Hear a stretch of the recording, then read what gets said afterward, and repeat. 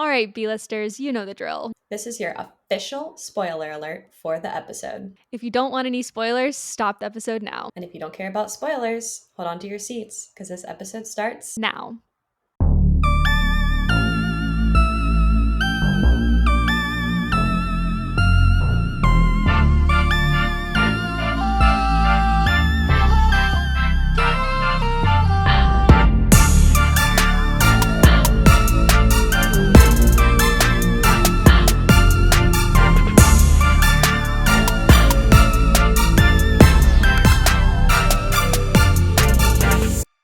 Hello, fellow B-listers. Hi, welcome to the bcriticspodcast. We're your hosts, Liz and Court. And our guest critic for this episode is Aidan. Hi, Aidan. Hey. Hi, Aidan. We're so happy to have you here. So Aidan is one of Liz and I's really good friends. We travel with Aidan. We've gone to Mardi Gras. She actually weirdly lives right in between us now. So we're so excited to have Aidan on the podcast to talk about a very special series with us. So without further ado, Aidan, do you want to introduce the movie?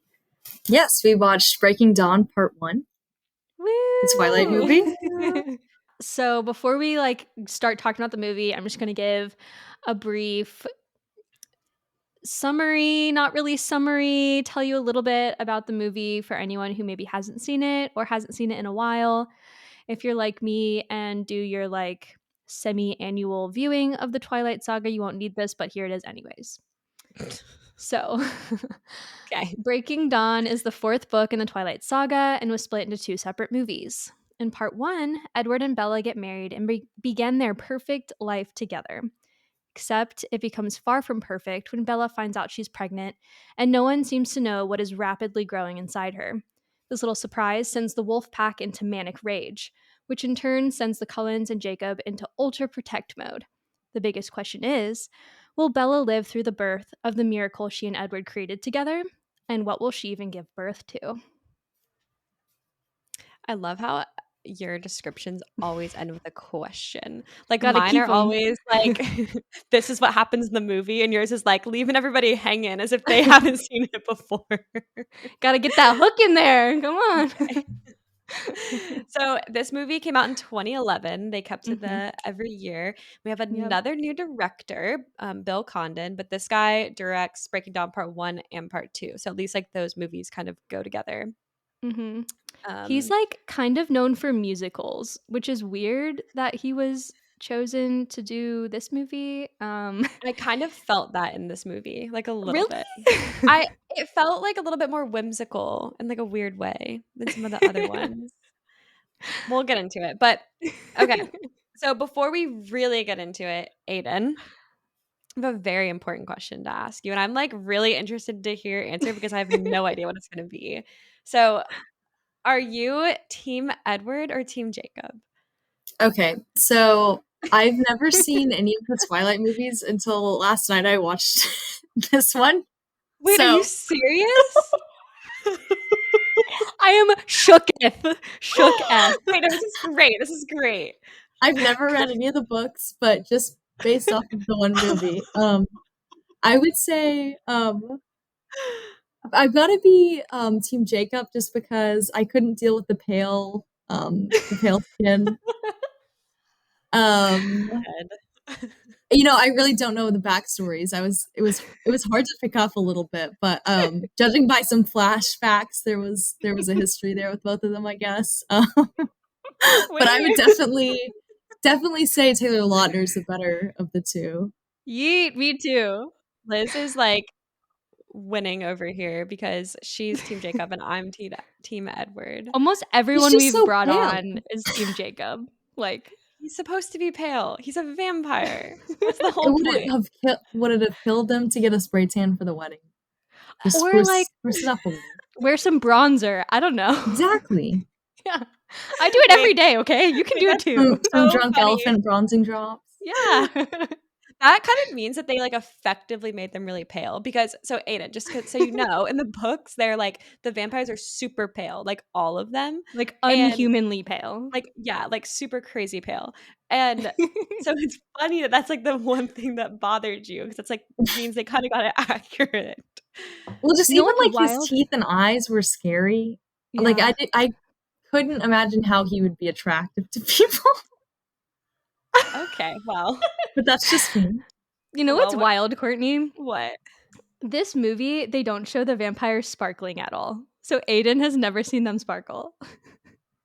That's interesting. I think they show They at the sparkle, beginning, don't Aidan. they? Not in News this to me? one. Yeah, you're right. I don't know. They They did weird show- stuff with their eyes. They do a lot of weird stuff with their eyes. This director is really into the eyes. They do have red eyes. They do, and none of them blink. Okay, well, this will be fun and new question as well. Aidan, what do you think is the meaning of the title Breaking Dawn? Since you have no context from movies 1 through 3. I don't know. When she was giving birth, was it about to be sunrise or something? I don't know. Quite literally. No, so No, you're Stephanie- wrong. Yeah, you're wrong. Who But would have thought? so Stephanie Meyer is the author of the entire saga, and she was very playful with the names that she gave each of her novels. So the first one is Twilight, the second one's New Moon, and then Eclipse, and then Breaking Dawn. And Breaking Dawn refers to like the light at the end of what has been like a very dark saga up until this point. Obviously there's light points in it. Everyone's like obsessed with it. It has to be a little bit happy. But for the most part, there's like a lot of loss, there's struggle. So this is like the light at the end of the tunnel. It's like breaking into dawn, like a new day is starting, the sun is coming out. You don't really get the dawn though in this movie. You just get the break. No. And then the dawn comes the next movie. So I feel like this is kind of like confusing. Yeah. I love that you haven't seen it though. It's gonna be fun. I know, so fun. But yeah, so that's like the meaning behind the title. Like Courtney said, we don't really see that in part 1, but it really comes to life in part 2, mainly like in the first 5 minutes. That's like when it happens. So if you're so inclined, you can go and watch part 2 and then be enlightened. Maybe I might read like the spark notes. But. I'm nervous for your rating later. Okay, so we have a lot to talk about with this movie. And I mean, we have a lot to talk about, but honestly, like not a lot happens. Like as far as like all the movies go, like it's kind of like the first Hunger Games or like the part 1 of the Harry Potter. Like kind of slow. Yeah, kind of slow. But there's a lot of details that we get in this movie.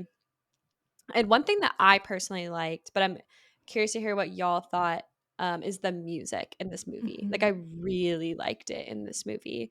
And I remember thinking like kind of throughout watching like, oh my gosh, like I'm so into the music in this scene. But I don't know. Aidan, just for like your reference, these movies are like known in the Twilight community as like having good soundtracks. Okay. And I remember people love to use the Supermassive Black Hole song after the Twilight movies as floor music when I was doing gymnastics. But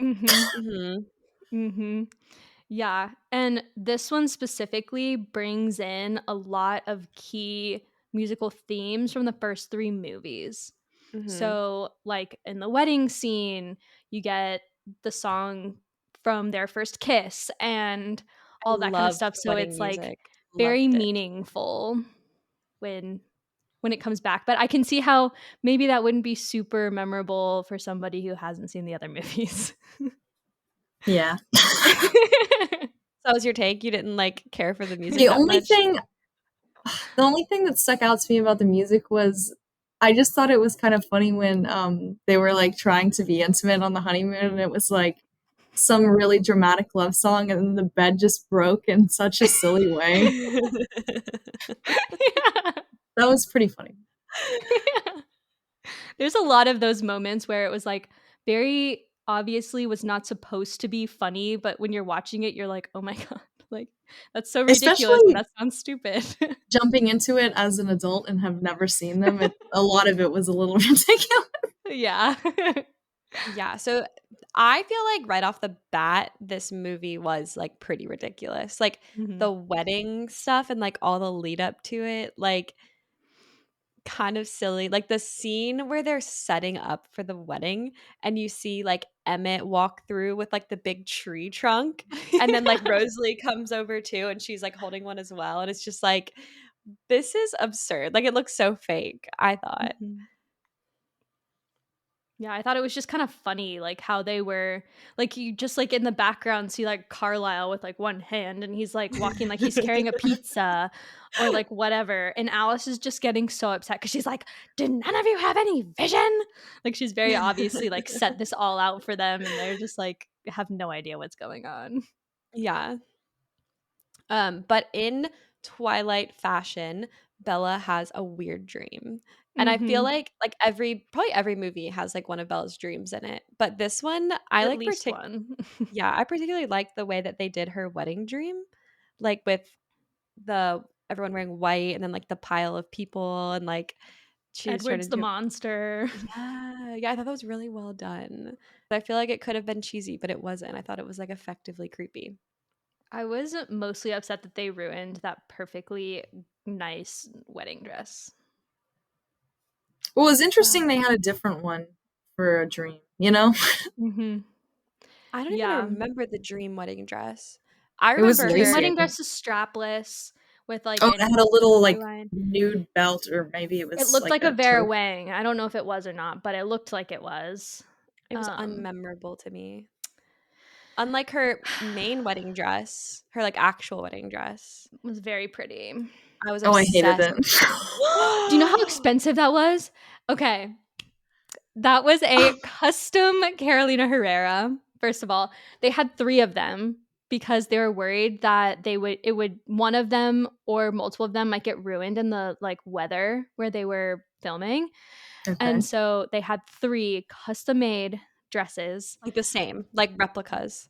Yep. And each one costs $35,000. That's literally nuts. You Isn't know how many that brides wild? would like dream of having a wedding dress that expensive, and Bella just gets 4 for her fake wedding. I know. So I just didn't think the dress went together. Like the dress from the front was a totally different dress from the back. You know what I mean? There was no harmony with the different elements. And I did not like the crazy seams in the front. It had nothing to do with the lace in the back. And then the buttons that served no purpose going down the back, those kill me. I hate the buttons that serve no purpose. and I know because I had to sew them on at my internship. Yeah, for everyone meeting Aidan for the first time, Aidan is actually like, she did like fashion design in school. She interned at a bridal shop, like actually made wedding dresses. Yeah. Oh, sorry, an atelier maybe. And now I work as a technical designer, so I do all of the logistics of how garments fit. But anyway, yeah. But it means a lot to hear your take on. I didn't like it. Interesting, because I really liked it. I thought it was like, I thought that it was cool how it was like really simple in the front and then like lacy in the back. Like I was thinking like the back had been simple too, or like if they had just had some continuity between one or the other, or like just better. had the low back, not with like the lace and stuff. Yeah. Yeah, but I think it's supposed to look like kind of old timey, like everything about their relationship is a little bit like dated or like out of style, old fashioned. Like her engagement ring's kind of ugly and like, oh, definitely all the things. And so I think that just kind of like went with it. I don't know. But Edward is in a custom suit, so there's that. What brand is his suit? Do you know? Made by somebody, I don't know.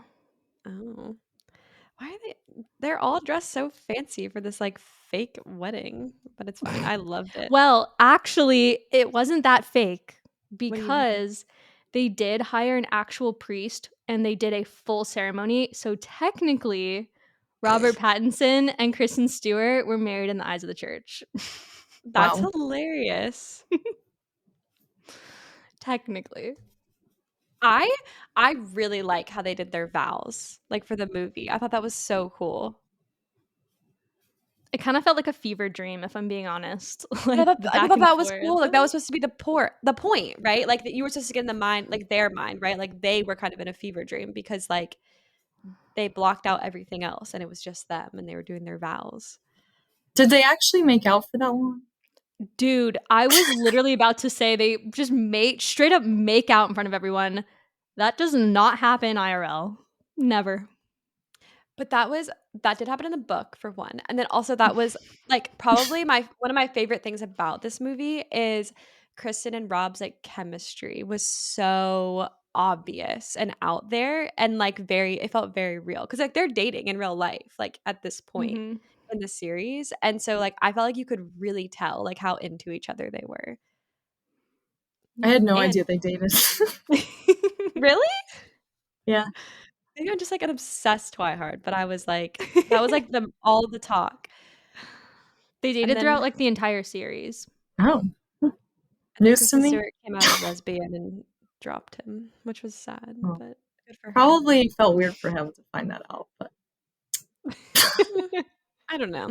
It's all kind of fluid these days anyway, so yeah. And it kind of makes sense, like knowing who she is and yes, the it does screams make and everything. sense. Yeah. Okay, so we talked about her dream, her dress. We need to just like discuss the wedding as a whole. So the speeches. I thought I liked them. They were like very funny in my eyes. Like Charlie talking about how he's a cop.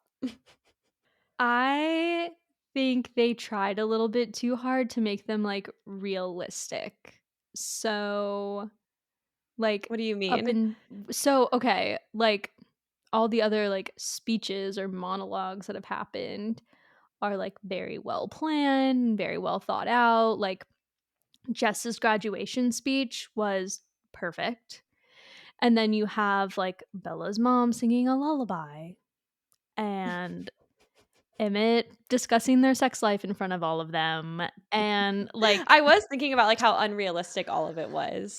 Like I was thinking about the actual weddings that I've been to and how like there's not even that many speeches at the wedding. Like they don't just have like an open mic where like people can it would go go up on for and hours. yeah, like could you imagine if you like actually did an open mic at your wedding? Like how many like of your dad's like drunk friends would have just like come up and like given like crazy speeches about how they knew you when you were like 2 years old and you would be like, okay, well I kind of know who you are now, but not really. Yeah. I mean, not knowing the backstory on any of the speeches really, they seemed very silly to me. Yeah, they are silly. Even knowing the backstory, they're silly. But they did tailor each of the speeches like to the person that was giving it. Mm-hmm. So Emmett's kind of like the raunchy, like bad boy vibe kind of guy, like the hunky whatever. And then Charlie's always been super protective. Bella's mom is sensitive. But yeah, they did kind of tailor them, but they were super silly. And I don't know if they were meant to be comedic relief. They were 100% meant to be comedic relief. They had to have been. They had to have been. I hope they were supposed to be. There was a lot that was supposed to be comedic relief. Like the part where what was it? They like went over to the big cake and it was like They're sitting there Alice. talking about how shitty the cake. They're like, "This is ridiculous. Like, it's so big." Yeah, and she's then like, "It's Alice not like, too "Oh, much, is no." it?" Yeah. And they're like, And "No." meanwhile, it's like twice as tall as them. And like the vampires have super hearing, so like Alice knew that they were talking about the cake, and so she literally went over there so they would all be uncomfortable. Mm-hmm. Mm-hmm. We get to meet the cousins from Denali for the first time. So those are like all the blondies, Aidan, who Okay. at the wedding, and they had like the little tiff because Irina was not like She didn't like the supportive. werewolves. Yeah. Okay. And then let's see. Yeah, Jess has her speech, which I thought that was funny. I thought that was really funny how she was like, saying that Edward didn't notice her when she was... It's like, I'm just kidding. They always give Anna Kendrick like a part that's just like good lines for her to deliver. Yeah. Okay, so She was then funny. Yeah, she does a Yeah. really good job. Yeah. And she's not a vampire and doesn't know that they are? Almost Okay. like everyone there, like all of the young people that are there don't know anything about the vampires. Okay. So But like her all of parents Bella's know? friends. No. No. Oh, okay. Yeah, Bella's the News to only me. human that knows. So Okay. So her parents just think he's like an odd guy? yeah. Yeah. And so like I don't know if you picked up on this, but like so there's 9 of them in the family. 7 of them. And they're all coupled. So Carlisle and Esme are the mom and dad. And then there's Alice and Jasper that are mates. And then there's Emmett and Rosalie and they're mates. But they like play off to the outside world that they're like all adopted. By Carlisle and Esme. But they all date. Interesting. Yeah. Mm-hmm. So that's like another thing. Everybody thinks they're really strange. They're like, these Mhm. people are weird. They're all beautiful. And we all want to be friends with them, but they're fucking weird. But Charlie likes him because he likes that Dr. Cullen is like the doctor of the town. So he like supports them, but then kind of doesn't when Bella starts dating Edward. He's like, I don't know about this boy. And then also, like the whole fact that they're having a wedding is like just kind of crazy for Bella because her parents got married really young and then like divorced like when she was still a baby because they got married when they were like 18. And so then Bella's like doing the same thing basically. Okay. Yeah. Yeah. How old do they think Edward is? 17. Oh, okay. Interesting. But he's like 115 or something. Yeah, I picked up on that part. Yes. Okay, so we talked a lot about Edward, but we also get Jacob to come to the wedding. And I think we see like a disgruntled Jake, like at the beginning of the movie. He's like all angsty or whatever. Pouty. And then, yeah. But then he does come to the wedding. And he does his little dance on the side with Bella, which is so sweet. I imagine Taylor Lautner is like that in real life. I think he is. He's been popping up on my TikTok. Taylor Lautner. He's funny. Or at least his wife's been making him make funny. Yeah. They have a podcast called like The Squeeze or something, or Lemon something.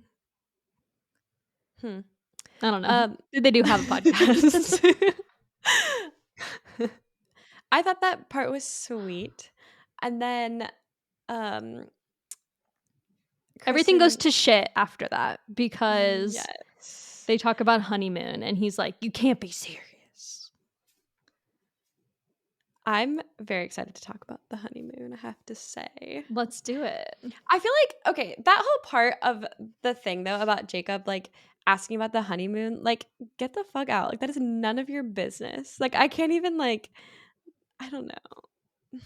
Whatever. Okay. It did seem awkward. Yeah. He kind of like does that throughout the series where he like noses in her business, kind of where they it's all like do it. It's like none of his business. And we figure out why he's so like insistent and so interested. But it is kind of weird. I will agree with that. Yeah. Okay. So now we're going to talk about the honeymoon. We love a good honeymoon. Yeah. So they fly down to Rio and they do that weird scene where they go like dancing in Rio for a second, which is like the most unrealistic thing for Bella to do. Like she would literally never. But then they go to Isle Esme, which is where they have their honeymoon. And I liked the first like bit of honeymoon scenes. I kind of liked all the honeymoon scenes. I thought they were good. And the first thing we get is like they show up and then Edward's gonna like go dip in the pool or whatever. And he's like, join me. Skinny dipping. And she's like, oh, I need a human moment. And like the little montage where like the song comes on and she's like she shaving fully in the like took a shower and shaved. It was not a minute. Yeah. But also, that's the first time in the whole movie series that they acknowledge the fact that Bella has like human needs, like Mm-hmm. actual needs. Like in the rest of the movies, they never talk about it. They never talk about her like needing to eat. Well, they talk about her eating, but they don't talk about Yeah. like, oh, like Bella's never like, oh, I need to have a snack or like shower or like whatever it is. They never talk about that. And that's the first time that they bring it up, Interesting. which I guess is kind of foreshadowing. Yeah. There's a lot of foreshadowing, honestly, in this movie. Okay, so Bella has her human minute, Mm-hmm. and I thought that was well executed. And then she says, like, what did she say? Like, don't be a coward or something. Yeah. I feel like I noticed that she looks really skinny in this movie. Like, even before they start CGIing her, like, she just looks really skinny the whole movie. Maybe it's because she's like wearing lingerie the whole movie. So we just I like, think Kristen Stewart is just small in general. yeah, Like she's I think tiny. that's just what she looks like. Yeah. Um okay, so then we get their like first sex scene, which it's I think it's interesting that they put it in the movie because I'm pretty sure in the book like they don't put the sex scene in the movie. She just wakes up. She just like skips over it and like wakes up the next day to like the aftermath of like feathers all over her. Mm-hmm. But they show it in the movie, which is I feel like it'd be kind of weird if they didn't, I guess. I It's don't know. lackluster. It's not a great romance scene. Well, in my because they opinion. have Well, to it's like so cut out. confusing. Like, how did the bed even break? Like, you know? Yeah. Well, Yeah. Edward has Also, like strength. He's So like like super vampires are strong. super strong. So like that's why Jacob had the reaction that he had because vampires are so strong. At least in the Twilight world. They're Yeah. so incredibly strong that like there's like a whole point at the beginning where Edward talks about like when he touches her, he has to treat her like a feather because he doesn't want to hurt her. So like the whole idea that they might be able to have sex is kind of ridiculous. Like I wrote that it's a plot hole, like a big plot hole in these books because it makes literally no sense. So how does he not know that he can get her pregnant? Like he's so dumb. well, so for someone who didn't know any of the lore, I was just so confused because it was like they were just doing it and then being like, "Oh, but we can't," but then they would, and then so, and then it was like, oh, they've been having sex the whole time, and then how could I be pregnant? Like it seemed so stupid. yeah.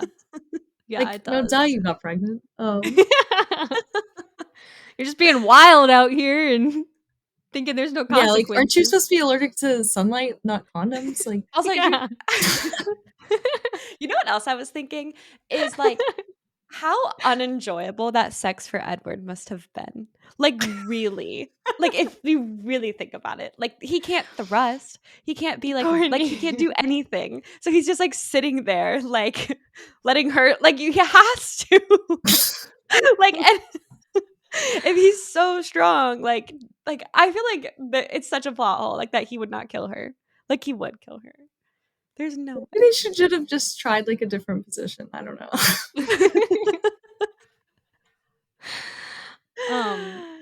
On another note, so there was a lot of controversy about the sex scene being in this movie because it is like a young adult movie. It was a young adult novel. It was kind of like raunchy a little bit, like well, and it wasn't in the in book. general. Like they could have gotten away with like doing exactly what the book did and just like implying that they had sex, basically. Mm-hmm.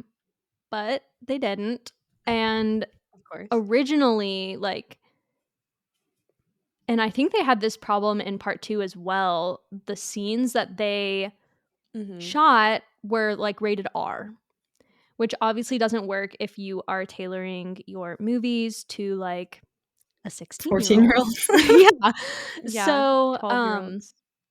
In this scene specifically, it got an R rating not because of Robert Pattinson, but because of Kristen Stewart's thrusting that was happening. I've heard that before, actually. Yes. But then also they get like a shot of Robert Pattinson's butt crack in it. I have definitely heard this before. If you watch it back, you'll notice that like you'll see him and you'll be like, oh, like it looks like kind of normal, like when you're just like watching it, but now that you know, you won't be able to unsee it.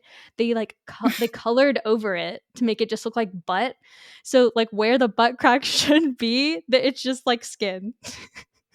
That's so strange. Because you can't show a butt crack in a PG-13 movie. That makes sense. That bit does not make sense. But cheeks are okay, but no butt cracks. Goodness gracious. Okay. Enough about that. Well, okay. I don't know. So then we have the rest of the honeymoon I don't love. Like them playing chess, like they didn't need to add that. That's unrealistic. Like he would beat her every time. And then wasn't that a dream? When she won, it was a dream. I think he let her win. Oh wait. It was a dream because and I think this is in the book, he tells her that if she can beat him at chess that he'll try again. And so that's what happens in her dream. Okay. They just didn't like spell it out in the movie. Yeah, I did catch up on that part, but I feel like I guess fine. I don't know.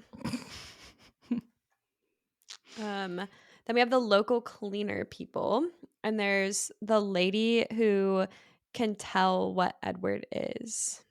She has suspicions. Those poor cleaning people, like the entire bed's broken and they're just like, oh, here you go.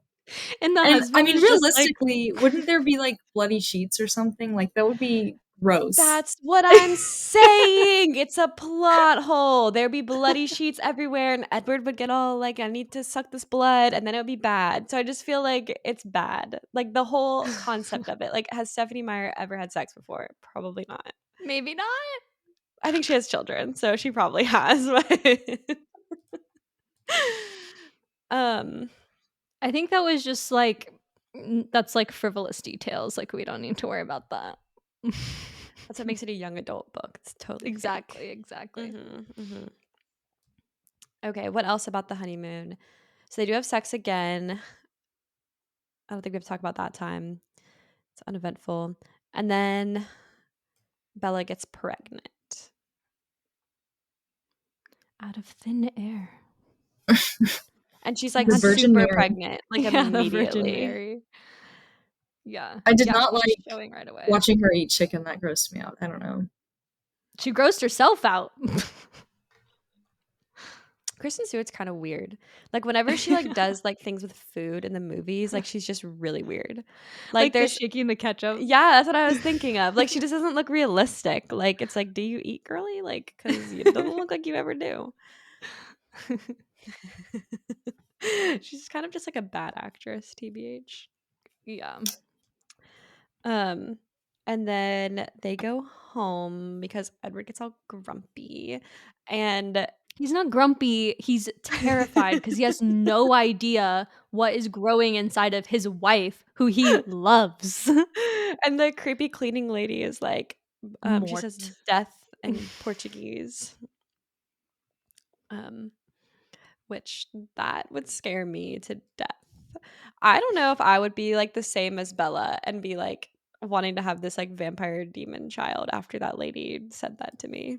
But also, like, what does a random cleaning lady know to compared to people that are actually like a paranormal entity?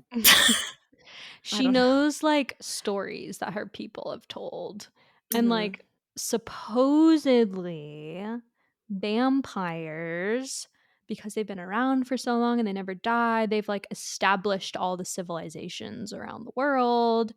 So like, and they can't just like go unnoticed forever, right? So people have obviously seen them do bad things, seen them do good things, like whatever. So they have all these stories, and especially in like remote type areas, which I'm assuming is kind of where they were. That's just yeah. But Everyone just knows you about would think them, like without actually knowing about them. you would think Edward would know more about his own culture than to ask a random lady, though. Yeah, I agree. You would think Like you that didn't Google it first? yes, that's what I was gonna say. You would think like when he's Googling later, like vampire children, like that wouldn't be the first time in his 115 years that he's Googled that before. You know what I mean? Yeah, I guess Maybe Google's relatively new though if you're 100 years old. But That's a good point. Yeah. But still. I would assume he's not super. He's never like engaged with a human like that before, too. So That's true. probably none of them have. He's so weird. Okay. Anything else about the honeymoon before we go back to Washington? Nah, let's go. I guess the only thing is that Bella calls Rosalie. So Rosalie's on her team now. Okay. Okay, so we're back in Washington.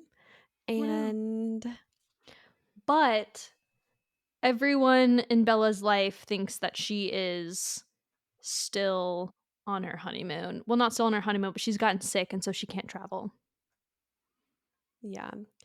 I don't have a ton to talk about Bella other than like at this point, this is when we get to see her like pregnant and they like start CGIing her a lot. She looks Which is awful. Literally terrible. yeah. So they make her like super skinny and like they make her look pregnant and like all beat up. But the CGI was like actually pretty effective. Like I think it looks Mhm. decently realistic. It's like one of the only good CGI things that they've done. Yeah. Yeah, it was good. And then Jacob sees her, which is not lovely. But one thing I do like in this movie a lot is the Pat connection. I think they do like like an amazing job showing the Pat connection. So like after Jacob sees her and then he like goes and runs into the woods and then all of a sudden you start hearing like all the like The flooding of voices. thoughts and stuff. Like I Mhm. think that's so cool. I do think it'd be kind of fun that if you got really angry, you could just like run really fast in the woods. Like get all your anger out. Get all the bad vibes out. I was gonna say, Aidan, this is your first time ever seeing the wolves. What did you think of them? I mean, it just kind of was like another wacky thing going on in this. It was kind of hard to follow though because it didn't really explain that well, like what the connection between everyone was. Mhm. Just you were supposed to have seen the other movies first, obviously, but yeah. So I was just a little bit trying to keep up with what was going on. Yeah. But at this point, we do see like Jacob break off from the pack. So he Mhm. breaks off and like doesn't mean to, but he starts his own pack because Seth and Leah follow him. Yep. I love Seth. I think Seth is my favorite of the wolves. He's just so cute and he's always so sweet. What is that Yeah. guy's name? Bobo Stewart, the guy who plays him.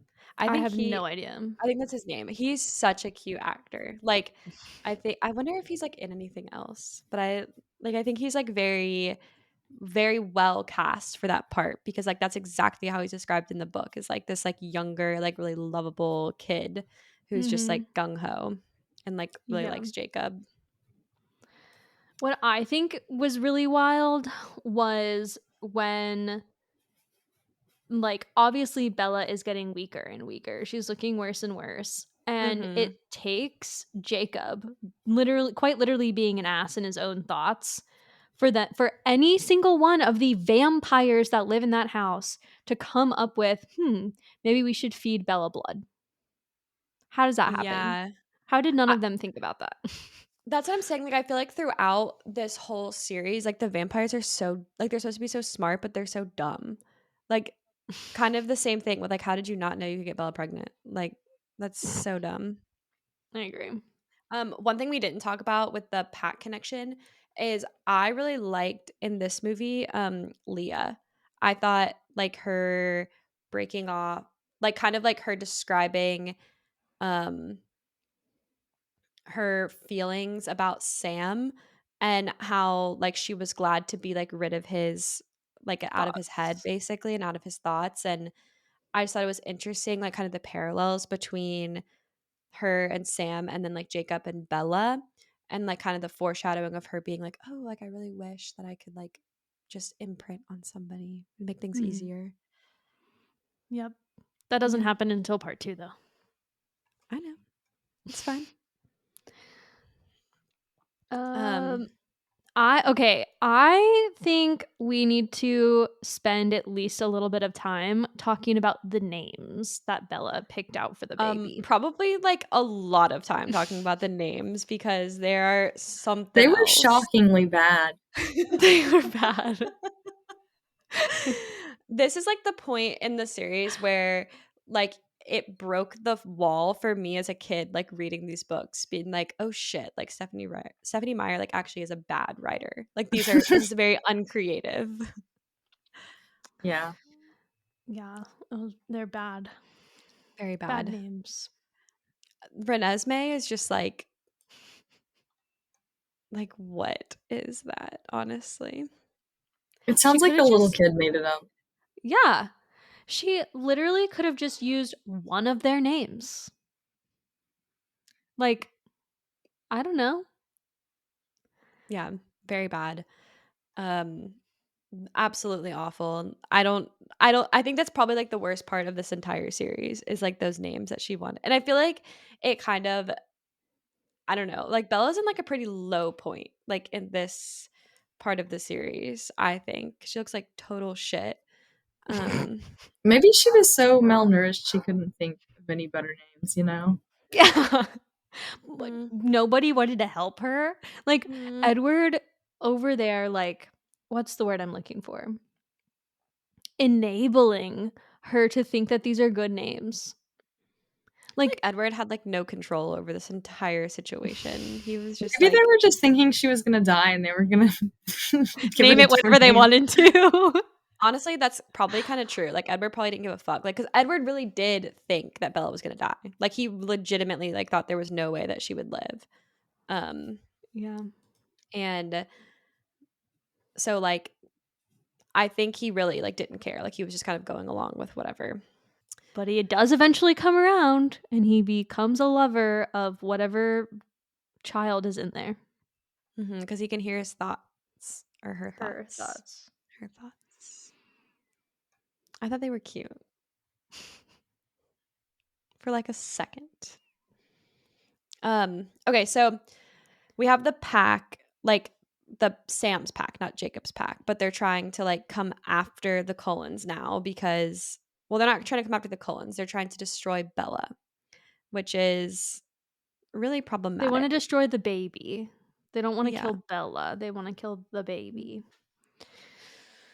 Yeah, very problematic for Bella and all the Cullens.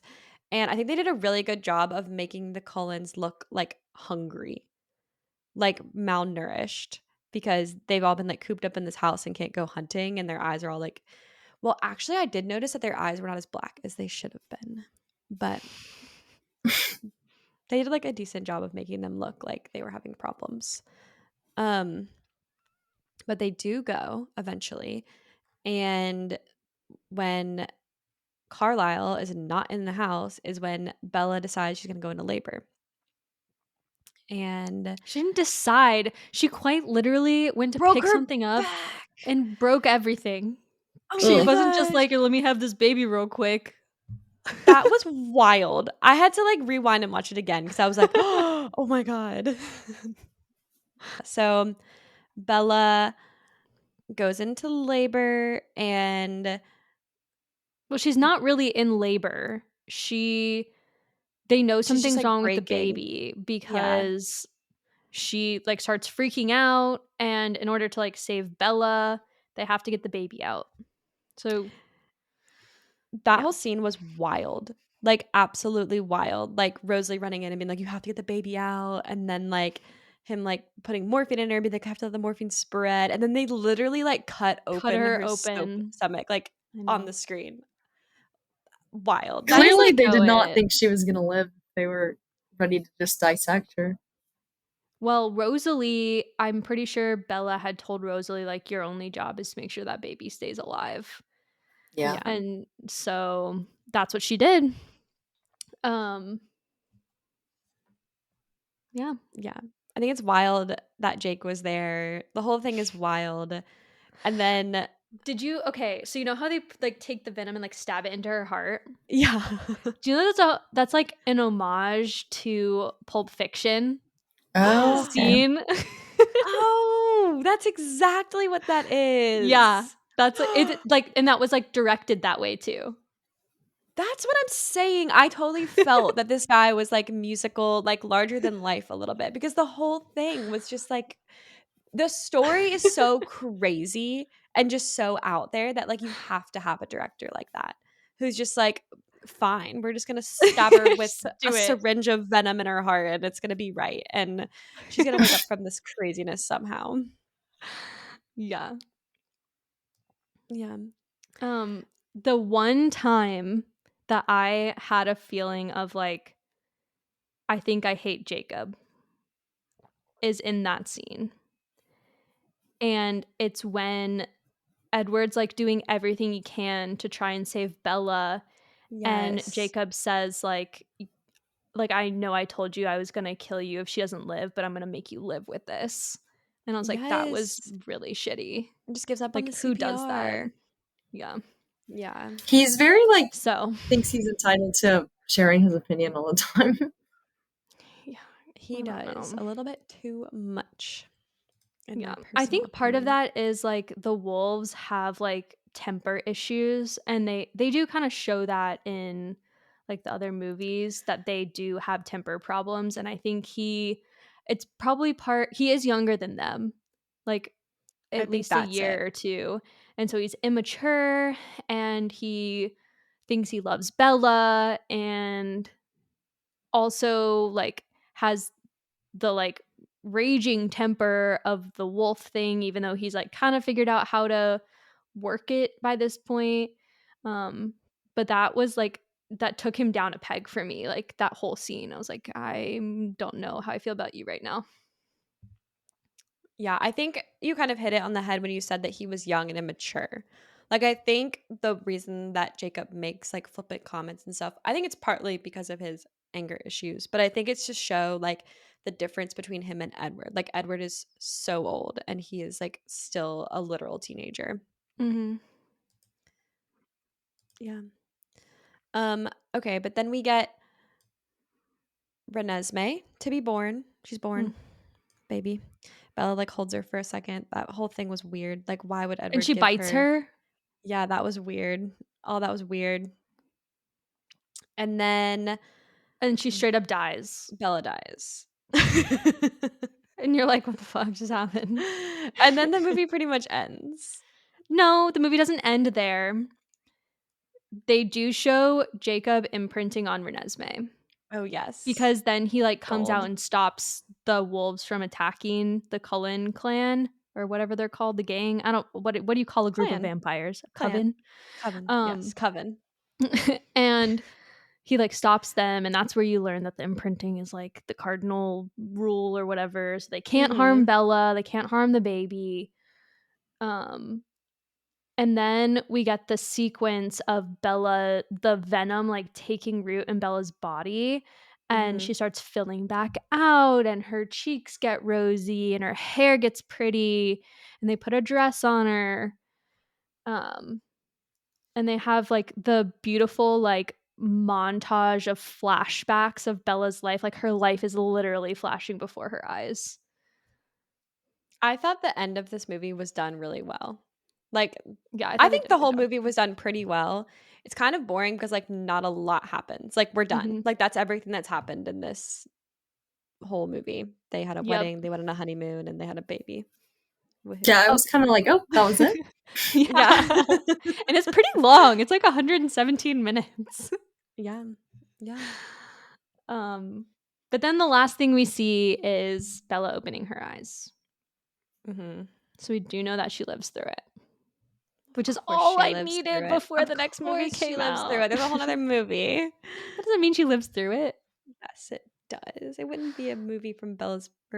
All the books are written like from her perspective. Well, Yes, you never know.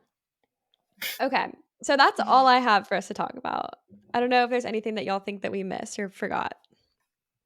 I think it's time for ratings. Yeah. Okay, Aidan, as somebody who this is the only Twilight movie you have ever seen, Which we is need crazy. to know your rating of this movie as a standalone movie. As a standalone movie, like half a star. It was not very good. Oh no. That's fair. Awful. That is very fair. It's really fair. Like, you sound like you were confused the whole movie. Like, with no context, this is like probably an awful movie to watch. It wasn't as bad as I was imagining it was going to be, but it was still not great. This is honestly like one of the better ones of the Twilight movies, because there's That's like shocking to hear. there's like action, and like Kristen Stewart is not like completely confused and bewildered looking the whole time. Like, I think she's pretty good in this movie, honestly. yeah. So you giving it a half star says a lot about the entire saga.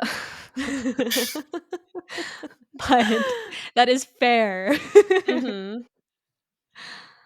What about you, Liz? What did you give it? I gave it 5 stars. You already know. Of course. I gave it 5 stars. Liz has given like almost every movie in this whole saga 5 stars. One of them got a 4.5. I have given it 3 stars. That's also which is not the lowest I've gone. But 3 stars is like a pretty respectable rating for a Twilight movie. I thoroughly enjoyed it. Yep. So I when I was doing like research to figure out like what I wanted to say, I looked this up on Rotten Tomato. Okay. And Aidan, the tomato meter would agree with you because it got a 25% on the tomato meter, but the audience score was a 60%. So that's like right in line with where I go. That's literally like 3 out of 5. Yeah. 60%. And so for people who don't know, like Rotten Tomato also has like the critic consensus. And they take like what all the critics have said and they like put it into one sentence. It's probably like like a sentence. One sentence. Oh god. So the sentence is slow, joyless, and loaded with unintentional humorous moments. Breaking Dawn Part 1 may satisfy the Twilight faithful, but it's strictly for the fans of the franchise. Which yeah, I would agree with that. very telling. That's amazing. Very accurate to the conversation that we just had. We loved it, but we didn't love it. And if you've never seen or don't love the Twilight movies, it's trash. Would recommend starting from the beginning. Yes.